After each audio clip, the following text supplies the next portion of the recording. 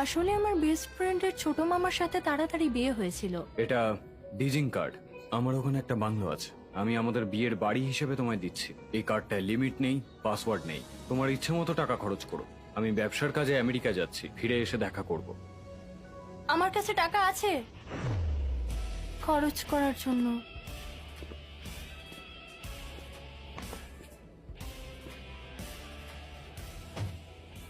Marriage certificate পেলাম, ও আমায় বাড়ি টাকা পয়সা দিল।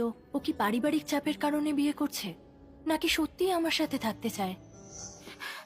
কি তোর বাবা ওই 50 বছরের লোকটার সাথে বিয়ে দিচ্ছিল শুধুমাত্র ঋণ শোধের জন্য?